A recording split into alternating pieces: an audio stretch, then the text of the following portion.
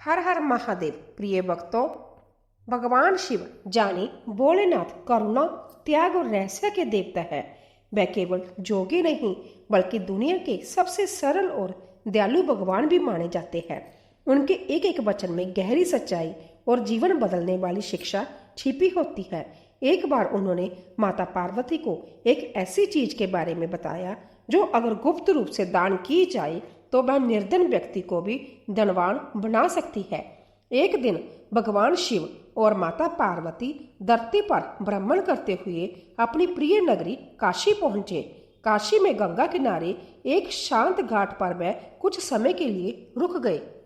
वहां कई भक्त पूजा पाठ और दान कर रहे थे। कोई गंगा स्नान कर रहा था तो कोई तप कर रहा था। माता पार्वती चारों ओर देख रही थी। तभी उनकी नजर एक बुजुर्ग किसान पर पड़ी जो एक पेड़ के नीचे बैठकर भोजन करने जा रहा था। उसके पास 2 रोटियां थी और थोड़ा सा अचार। उसी समय वहां एक कमजोर भूखा भिखारी आया और हाथ जोड़कर बोला, बाबा बहुत भूखा हूँ, 2 दिन से कुछ खाया नहीं, कुछ खाने को दे दीजिए। बुजुर्ग किसान के पास वो 2 रोटियों के अलावा कुछ नहीं था, लेकिन उसने बिना एक पल की देर किए वो पूरी थाली उस भिखारी को दे दी। खुद पेड़ के नीचे बैठकर बस पानी पी लिया और भगवान का नाम लेने लगा। यह देखकर माता पार्वती की आंखें भर आई। उन्होंने शिवजी से कहा, स्वामी, उस किसान ने खुद भूखा रहकर अपना पूरा भोजन उस भिखारी को दे दिया। ऐसे महान कर्म का फल उसे क्या मिलेगा? भगवान शिव मुस्कुराए और बोले, प्रिय मनुष्य, जीवन में कोई ना कोई दान तो करता ही है।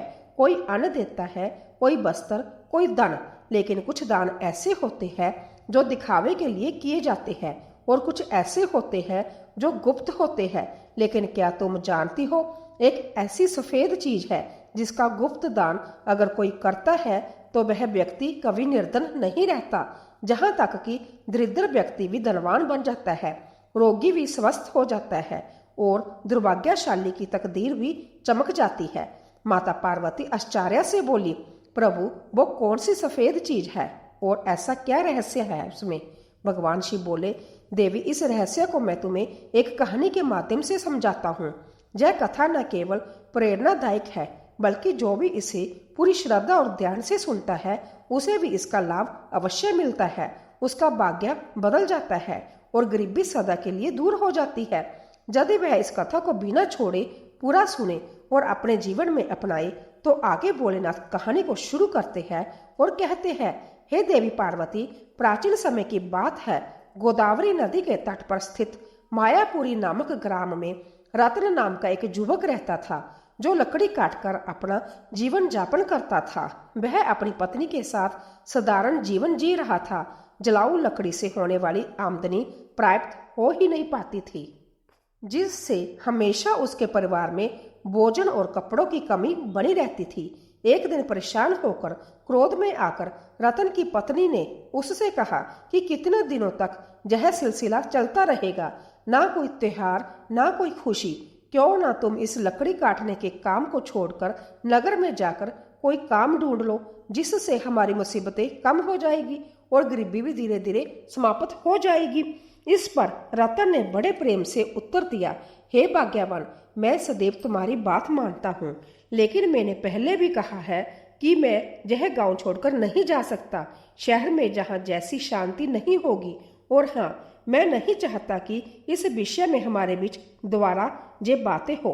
पत्नी ने कहा, ठीक है, जैसा तुम्हें सही लगे, खाना तैयार है, खाकर लकड़ी काटने चले जाओ। प्रिय भक्तों, भोजन करने के बाद रतन लकड़ी काटने के लिए जंगल की ओर निकल पड़ा।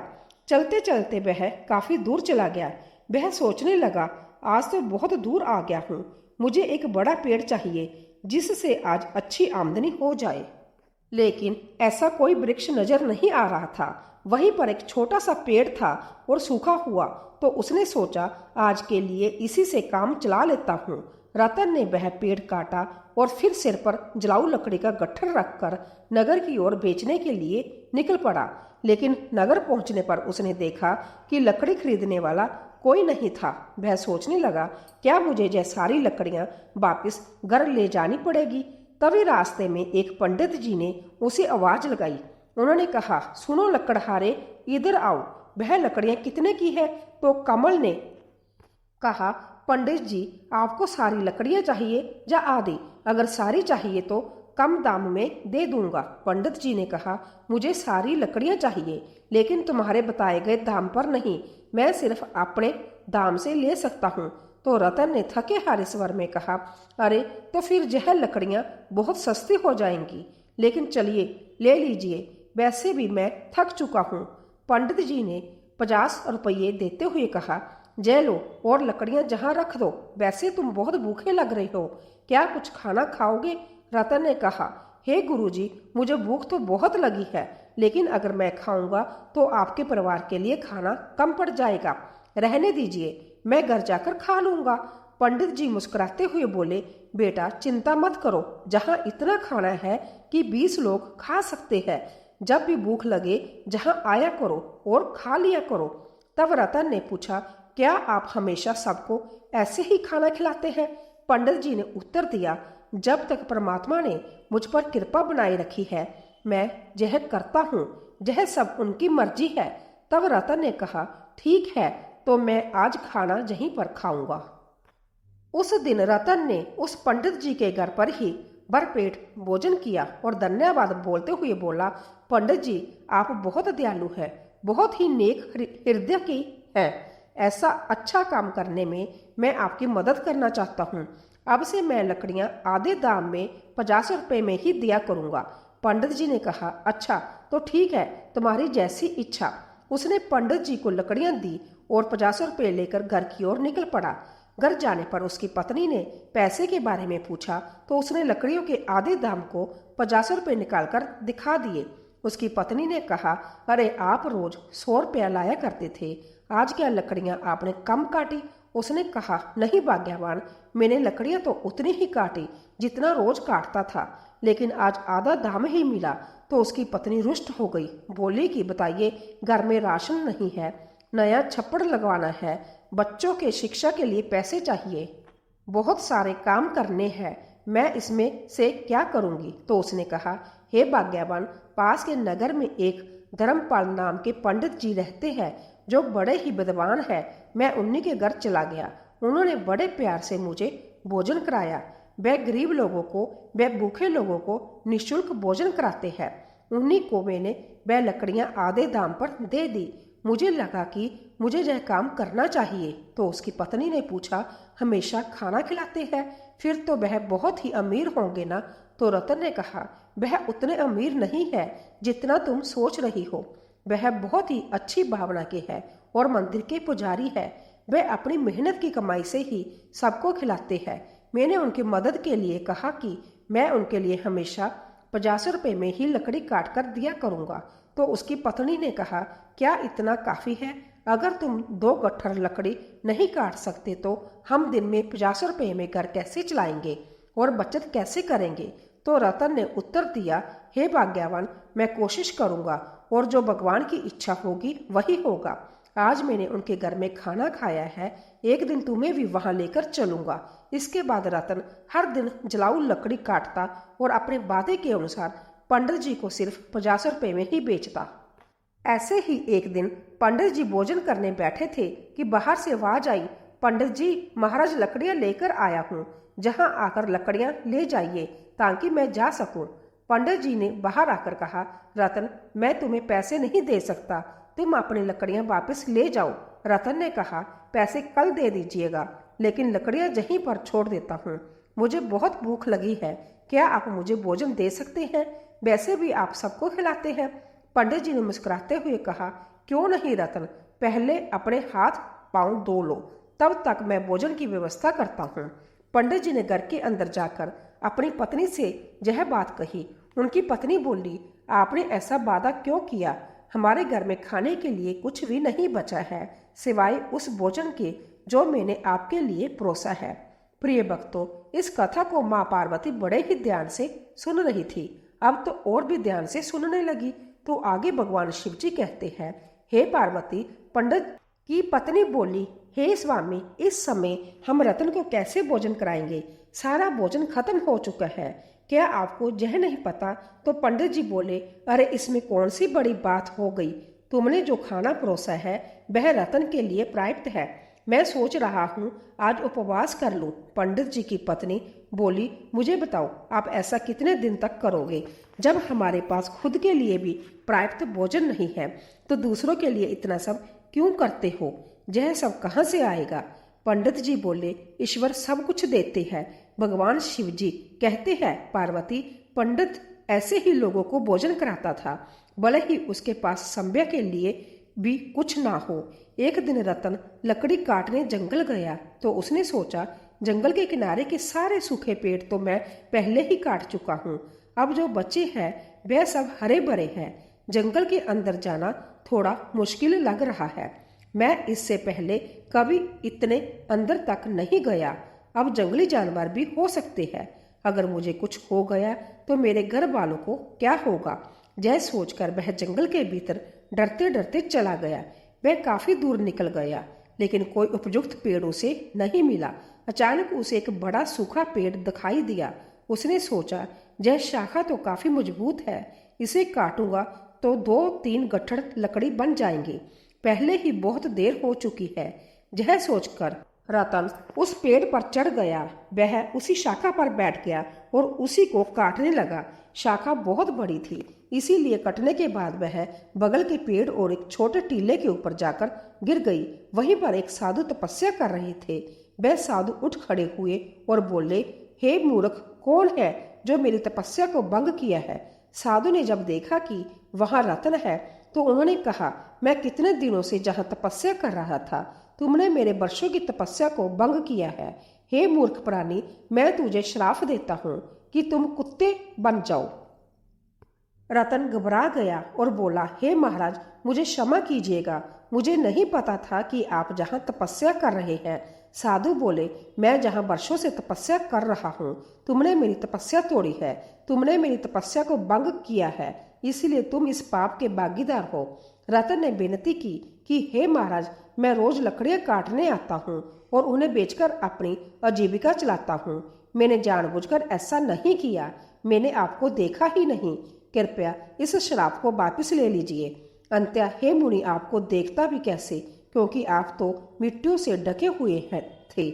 मुझे लगा यह कोई टीला है। जय सुनकर साधु का क्रोध थोड़ा शांत हुआ। तब वह रतन से बोले, ठीक है, मैंने जो तुम्हें श्राप दिया है इसे वापस लेना संभव नहीं है, लेकिन एक उपाय है जिससे तुम इस श्राप से मुक्त हो सकते हो।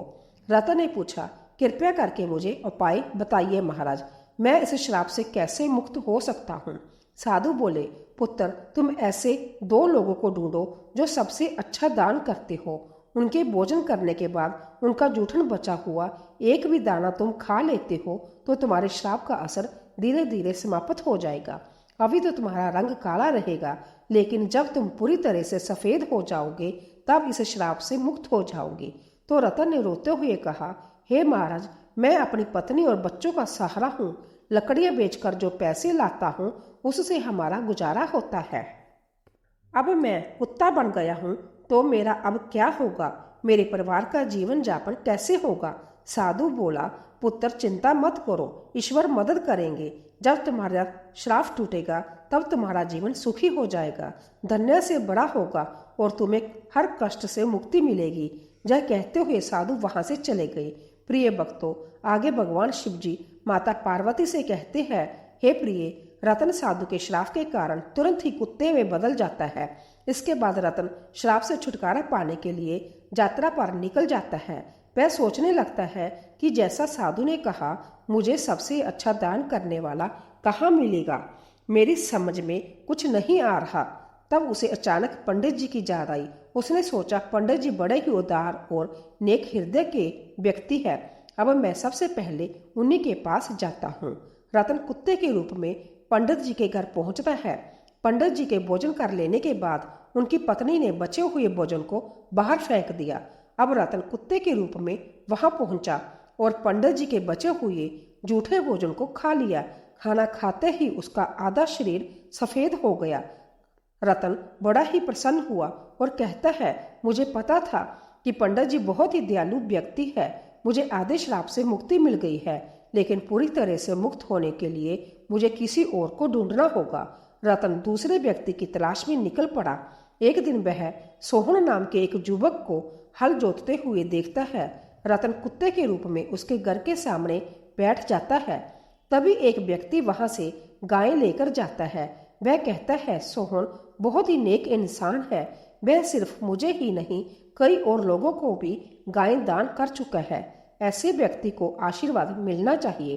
अब रतन यह सब सुन रहा था और सोचा कि आज मुझे श्राप से मुक्ति मिल जाएगी। सोहन भी पंडित के जैसे ही दयालु होंगे। अब देखता हूँ कि वह कब भोजन करते हैं। रतन वहां बहुत देर तक इंतजार करता रहा। सोहन ने जब भोजन किया और पत्तल को बाहर फेंक दिया तो रतन तुरंत उस पत्तल पर बचा हुआ भोजन खा लेता है। लेकिन वह यह देखकर हैरान हो जाता है कि अभी भी उसके शरीर का रंग वैसे का वैसा ही है। उसने सोचा, सोहन ने तो गाय का दान भी किया था, फिर भी यह क्यों नहीं हुआ? मुझे कुछ समझ में नहीं आ रहा। थोड़ी देर बाद रतन वापस पंडित जी के घर के बाहर आकर बैठ गया। वहां उसने दो युवकों को बात करते हुए सुना। पहला युवक बोला, अरे भाई, आज सोहन ने फिर गाय का दान किया है। दूसरा व्यक्ति बोला, हाँ, चाहे वह कितना भी बड़ा दानी क्यों ना हो, कितना भी बड़ा दान का दिखावा क्यों ना करे, लेकिन हमेशा नगर के बाहर बालों को ही बुलाकर दान करता है। सच जानेंगे तो हैरान रह जाएंगे। उसकी सारी गायें 2 महीने से ज्यादा दूध नहीं देती।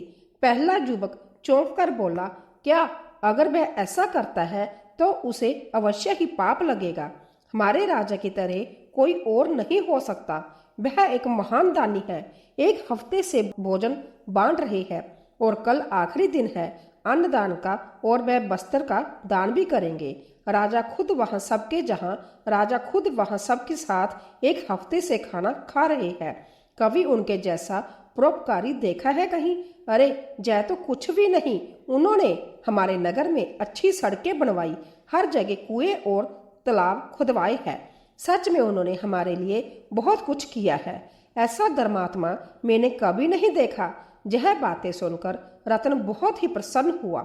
उसके मन में विचार आया कि चलो अब तो तय है, मुझे मेरे श्राप से मुक्ति मिल जाएगी। मुझे तुरंत राजा के पास जाना चाहिए। वह राजमहल में नहीं बल्कि लोगों के साथ खाना खा रहे हैं। इस अवसर का लाभ उठाना चाहिए। अगले दिन रतन उस जगह पहुंच गया जहां राजा भोजन कर रहे थे। वहां उसने राजा को कपड़े बांटते हुए देखा। वह सोचने लगा, राजा कितने महान है। वह भोजन देने के साथ साथ सभी को वस्त्र भी बांट रहे हैं। मैं जिन अच्छे लोगों को ढूंढ रहा था, निश्चय ही यह दूसरा व्यक्ति यही है। मुझे इनके भोजन करने का इंतजार करना होगा। अब राजा के भोजन करने के बाद सैनिक उस पत्तल को बाहर फेंक देते हैं जिसमें राजा ने खाना खाया था। यह देखकर रतन वहां गया और उस पत्तल में बचा हुआ खाना खा लिया, लेकिन यह देखकर वह चौंक गया। उसने कहा, अरे जे क्या, इतने महान दानी राजा का भोजन करने के बाद भी मेरा रंग नहीं बदला। यह श्राप तो किसी दूसरी वजह से लग रहा है। मुझे तुरंत उस साधु के पास जाना चाहिए जिन्होंने मुझे यह श्राप दिया है। तब भगवान शिवजी ने कहा, हे पार्वती, आगे सुनिए। जब उस साधु के पास पहुंचा जिसने उन्हें श्राप दिया था, तो वह साधु को प्रणाम करता है। साधु उसे निराश देखकर पूछते हैं, ऐसा लगता है कि तुम्हें अभी तक केवल एक ही सही व्यक्ति मिला है। तुम्हारा केवल आधा रंग ही बदला है। क्या तुम्हें और कोई नहीं मिला? रतन कहता है, हे महाराज, पंडित जी का खाना खाकर मैं आधा ठीक हो गया। उसके बाद मैंने उनसे भी बड़े दानी लोगों को देखा, लेकिन उनके जूठन को खाने का मुझ पर कोई असर नहीं हुआ। साधु थोड़ी देर रुक कर बोले, इसमें आश्चर्य की बात नहीं है पुत्र, उनके कर्मों का वास्तविक स्वरूप जानना जरूरी है। 1 हफ्ते तक राजा ने सभी को भोजन कराया और वस्त्र भी बांटे। इतने धर्मात्मा व्यक्ति द्वारा खाया हुआ भोजन खाने के बाद मैं श्राप से मुक्त नहीं हो पाया। इसमें कुछ रहस्य जरूर है। मुझे कुछ समझ नहीं आ रहा महाराज, कृपया करके आप बताइए। साधु ने कहा, रतन, वो जो गाय वाला व्यक्ति था, वह ऐसी चीजें दान कर रहा था जिनकी उसे कोई जरूरत नहीं थी। अगर उसे उसकी जरूरत होती तो वह उन्हें दान कभी नहीं करता। और राजा जो कुछ भी देता है उसे दान नहीं माना जा सकता, क्योंकि वह खुद नहीं कमाता। वह तुम्हारे जैसे लोगों द्वारा दिए गए कर का उपयोग राज्य के लोगों को दान देने में कर रहा है। साधु ने आगे कहा, कल के दान में जो भोजन और वस्त्र बांटे गए वह भी जनता के दिए हुए कर के ही थे। इसीलिए राजा द्वारा दिया गया दान दान नहीं माना जाएगा। वह सिर्फ लोगों का धन लोगों पर ही खर्च कर रहा है। ऐसे में राजा के भोजन का तुम्हें श्राप पर कोई असर नहीं हो सकता। समझ लो, यही दान वही था जो पंडित ने भूखे को भोजन करा के किया। भले ही उन्होंने खुद नहीं खाया, लेकिन उनका दान सबसे श्रेष्ठ था। इसलिए तुम्हें और प्रयास करना होगा। तुम श्राप की मुक्ति के करीब हो। रतन ने कहा, समझ गया महाराज, धन्यवाद। उदास मन से रतन वहां से चल पड़ा। उसने सोचा, अरे बाप रे, कितनी दूर आ गया हूँ, बहुत भूख लगी है। अच्छा होगा कि पास में कुछ खाने को मिल जाए। तभी उसने देखा एक किसान घड़े में पानी लेकर जा रहा था। पास में खड़े दो युवक आपस में बातें कर रहे थे। उस किसान को देख रहे हो, वह रोज इस धूप में इस पानी से भरे मटके से जहां से गुजरने वाले लोगों को पानी पिलाता है। वह बूढ़ा आदमी 80 साल से अधिक का लगता है, फिर भी उसका काम काबिले तारीफ है। इसके बाद रतन ने देखा कि वह किसान पानी पिलाने के बाद थोड़ी देर बाद खाना निकाला और खाना खाने लगा। कुत्ते के रूप में भूखे रतन को देखकर किसान ने अपने भोजन में से कुछ उसे भी दे दिया। जैसे ही रतन ने वह भोजन खाया, उसका श्राप समाप्त हो गया और वह वापस मनुष्य बन गया। उसने किसान को धन्यवाद दिया और खुशी खुशी वापस लौट आया। उसने सोचा, सचमुच दान कभी छोटा या बड़ा नहीं होता। भूख मिटाने वाले पंडित और प्यास बुझाने वाले इस किसान जैसा दान ही सच्चा दान है। सबसे अच्छा दान वही है जो निस्वार्थ भाव से दूसरों की मदद के लिए किया जाए। चलते चलते रतन अपनी पत्नी के पास अपने घर पहुंच गया और खुशी से रहने लगा। उधर पंडित ने इतना दान कर दिया था कि उसकी आर्थिक स्थिति खराब हो चुकी थी। जब उसकी पत्नी ने उससे कहा, हे स्वामी, पास के नगर में एक राजा रहते हैं जो पुण्य को खरीदते हैं। आप उनके पास जाकर अपना कुछ पुण्य बेचकर पैसे ले आइए ताकि हमारा काम चल सके। पंडित ने पहले तो मना कर दिया, लेकिन पत्नी के बार बार कहने पर वह जाने को तैयार हो गया। उसकी पत्नी ने उनके खाने के लिए 4 रोटियां बना दी। पंडित अपने घर से चल पड़ा। जब वह नगर के समीप पहुंचा तो उसने एक तालाब देखा। वहां स्नान आदि कर्मों से निर्वृत्त होकर वह रोटियां खाने के लिए बैठा कि वहीं पर एक कुतिया उसके सामने आ गई। कुतिया ने जंगल में बच्चों को जन्म दिया था। 3 दिन से कुतिया भूखी प्यासी थी और वह बारिश के कारण उन बच्चों को छोड़कर कहीं जा भी नहीं सकती थी। पंडित ने कुतिया को भूखा देखा तो उसने भोजन में से एक रोटी उसे दे दी। कुतिया ने रोटी खा ली, फिर उसने दूसरी रोटी उसे दे दी और वह खा ली। इस तरह पंडित ने एक एक करके अपनी 4 रोटियां कुतिया को खिला दी। कुतिया तृप्त हो गई, लेकिन पंडित खुद भूखा रह गया और वहां से राजा के महल की ओर चल पड़ा। राजा के पास पहुंचा और वहां पर अपना पुण्य बेचना चाहता। आगे माता पार्वती ने पूछा, प्रभु तब आगे क्या हुआ? तब शिवजी ने कहा, हे पार्वती, पंडित राजा के पास पहुंचा और कहा कि हे राजन, मैं अपना पुण्य बेचना चाहता हूँ। राजा ने कहा, आप दोपहर के बाद आइए। राजा ने अपनी पत्नी से पूछा, हे रानी, एक पंडित विद्वान जहाँ आए हैं जो अपना पुण्य बेचना चाहते हैं। तुम्हारे अनुसार उनके पुण्य में कौन सा पुण्य सबसे अच्छा है जिसे मैं खरीद लूं? तो रानी ने कहा, जो आज उसने जंगल में 3 बच्चों वाली कुतिया को रोटी खिलाकर कमाया है, वही पुण्य अच्छा है। पत्नी की बात सुनकर राजा पंडित के पास गए और बोला, आप कौन सा पुण्य मुझे देंगे? पंडित बोला, आप कौन सा पुण्य लेना चाहते हैं? राजा ने कहा, हे पंडित जी, आज आपने जो यज्ञ किया है हम उसी का पुण्य लेना चाहेंगे। पंडित ने कहा, मैंने आज कोई यज्ञ नहीं किया, मेरे पास इतना धन नहीं कि यज्ञ कर सकूं। राजा ने उत्तर दिया, आपने आज तालाब किनारे एक भूखी कुतिया को 4 रोटी खिलाई है, हम वही पुण्य खरीदना चाहते हैं। पंडित ने पूछा, उस समय तो वहां कोई नहीं था, आपको कैसे पता चला? राजा ने कहा, हे पंडित, महात्मा मेरी पत्नी पतिव्रता है, उसी ने मुझे यह सब बातें अपने दिव्य दृष्टि से देखकर बताई है। पंडित ने कहा, बहुत अच्छी बात है, ले लीजिए, लेकिन इसका मूल्य क्या देंगे? राजा ने कहा, आपकी रोटियां जितनी वजनी थी उसके वजन के बराबर ही आपको हीरे मोती तोड़कर दूंगा। पंडित ने सहमति दे दी।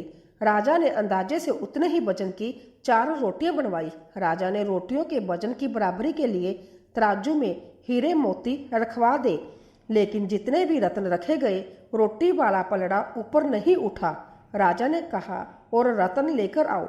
जब पंडित ने अपने पुण्य का ऐसा प्रभाव देखा तो उसकी आंखें खुल गई। उसने कहा, हे राजन, मैं अभी यह पुण्य नहीं बेचूंगा।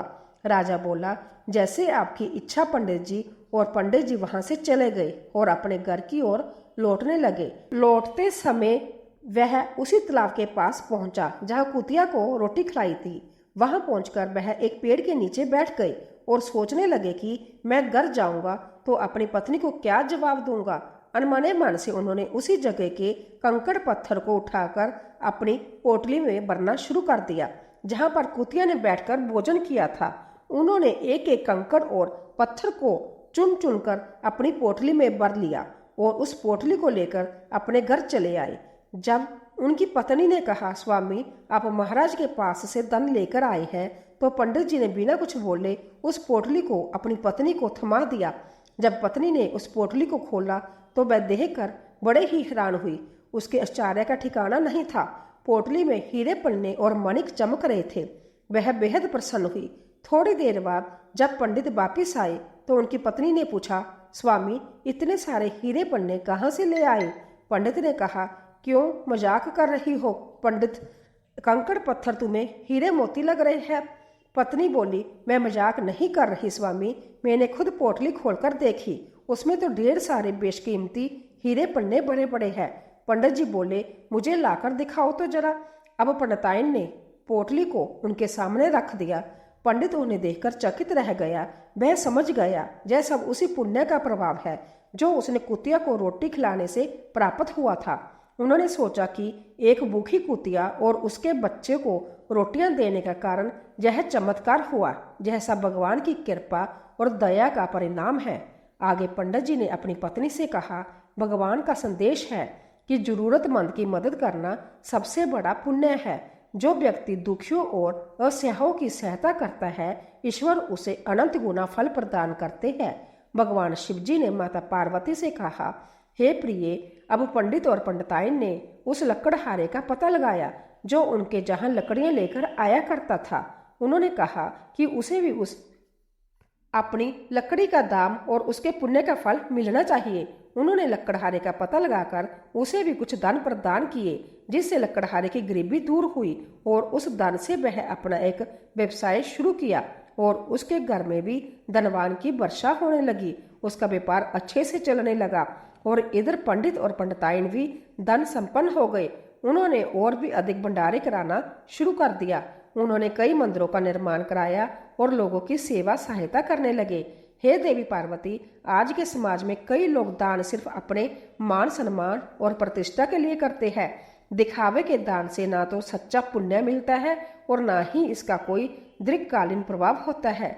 दिखावे का दान व्यक्ति को अहंकार की ओर ले जाता है। दान हमेशा निस्वार्थ भाव से करना चाहिए। जैसे इस कथा में पंडित ने अपनी भूख की परवाह किए बिना कुतिया और उसके बच्चे को 4 रोटियां दी और उस लकड़हारे को भोजन कराया और अन्य लोगों को भोजन कराया, तथा उसके सामने भी अपने उम्र का लिहाज न करते हुए उसने इतनी तपती हुई गर्मी में तालाब से स्वच्छ जल लाकर राहगीरों को पानी पिलाया। इस प्रकार से जरूरतमंद की सहायता करने का असली अवसर वही होता है जब वास्तव में वह संकट में है। आपदा के समय दिया गया थोड़ा सा सहयोग भी अमूल्य होता है। यह न केवल जरूरतमंद व्यक्ति के जीवन को बदलता है बल्कि देने वाले के जीवन में भी सकारात्मक परिवर्तन लाता है। जब कोई व्यक्ति त्याग की भावना से प्रेरित होकर दान करता है तो उसके अंदर से माया मोह का अंत हो जाता है। वह त्याग मनुष्य को अहंकार से मुक्त करता है और इससे ईश्वर के समीप ले जाता है। शास्त्रों के अनुसार कई वस्तुओं का गुप्त दान देने से मनुष्य धनवान हो सकता है। जैसे कि अन्नदान, वस्त्रदान, नमकदान, जलदान। गुप्त दान का अर्थ है दान को बिना किसी को बताए करना। अन्न, वस्त्र, नमक और जल का दान करने से धन समृद्धि में वृद्धि होती है, घर में सुख शांति बनी रहती है। माता पार्वती ने कहा, हे स्वामी, तो वह सफेद चीज क्या है? तो भोलेनाथ ने कहा, हे देवी, अभी मैंने कहा नमक, तो नमक का दान वह सफेद चीज नमक है। नमक का गुप्त रूप से दान करने से अचानक ही धन, सुख, समृद्धि की वृद्धि होती है और रोग, कष्ट दूर हो जाते हैं। दान तो हर कोई करता है देवी, लेकिन गुप्त दान का अर्थ है ऐसा दान जो बिना किसी को बताए चुपचाप दिया जाए, जिसमें दान करने से पहले और बाद में किसी से भी इसका जिक्र नहीं किया जाता। गुप्त दान का तात्पर्य है कि दान करने की बात केवल आप तक ही सीमित रहे। शास्त्रों में तो जहाँ तक लिखा है कि गुप्त दान ऐसा हो कि यदि दाएं हाथ से दान दिया जाए तो बाएं हाथ को खबर ना हो। ऐसा दान निस्वार्थ भाव से किया जाता है और इसका फल भी अतुलनीय होता है। इन चीजों का गुप्त दान व्यक्ति को धनवान बनाता है। उसमें कुछ विशेष वस्तुएं हैं जिसका गुप्त दान करने से भाग्य में सुधार होता है और धन प्राप्ति के मार्ग खुल जाते हैं। तांबे के लोटे का दान शास्त्र के अनुसार शिवलिंग पर जल चढ़ाने के लिए तांबे के लोटे या पात्र का गुप्त दान करने का फल दीर्घ काल तक मिलता है। किसी भी शिव मंदिर में तांबे के लोटे का गुप्त दान अवश्य करना चाहिए। यह दान आपकी मनोकामनाओं को पूर्ण करने में सहायक होता है। दूसरा है अन्नदान। शास्त्र अन्न को ब्रह्मा मानते हैं और अन्न को सबसे बड़ा दान माना जाता है। भूखे और जरूरतमंद लोगों को भोजन दान करने से देवी देवता पितर प्रसन्न होते हैं और किस्मत चमक जाती है। तीसरा है वस्त्र दान। वस्त्र दान करने से मनुष्य को दीर्घ आयु प्राप्त होती है और उसके स्वास्थ्य में सुधार होता है। चौथा है नमक दान। नमक का गुप्त दान करना महापुण्य माना जाता है और इससे धन का समृद्धि में वृद्धि होती है। पांचवा है जलदान। जैसे कि राहगीरों के लिए प्याऊजा मटके की व्यवस्था करना बड़ा ही पुण्य का कार्य है। इसके अलावा गोदान, घी दान, तिल और गुड़ का दान भी शुभ माना जाता है। इस प्रकार भगवान शिव ने माता पार्वती को बताया कि किस चीज का दान करने से व्यक्ति धनवान बन जाता है और कौन सा वह सफेद चीज है जिसका दान करने से मनुष्य को रोगों से मुक्ति मिलती है और वह बहुत जल्द धनवान होता है। निस्वार्थ भाव से किया गया दान ही सच्चा और उत्तम दान है। हर मनुष्य को यह प्रयास करना चाहिए कि वह अपनी क्षमता के अनुसार दान पुण्य और जरूरतमंदों की मदद करे। जरूरतमंद की सेवा करना ही सच्चा धर्म है। जैसे पक्षी के पानी पीने से नदी का पानी कम नहीं होता, ठीक उसी प्रकार सामर्थ्य अनुसार दान करने से धन खत्म नहीं होता। प्रिय भक्तों, भगवान भोलेनाथ और माता पार्वती की कृपा सदा सर्वदा आप सभी भक्तों पर बनी रहे। भोलेनाथ हर भक्त की मनोकामना पूर्ण करे।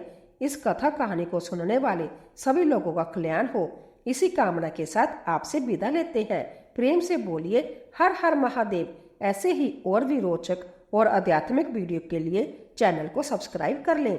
दोस्तों, आपको यह कथा कैसी लगी कृपया कमेंट करके जरूर बताइए। वीडियो पसंद आया हो तो लाइक करें और अपने दोस्तों के साथ शेयर करें। कमेंट बॉक्स में हर हर महादेव, जय भोलेनाथ लिखना ना भूले। फिर मिलते हैं एक और दिलचस्प वीडियो के साथ। धन्यवाद। जय श्री कृष्णा।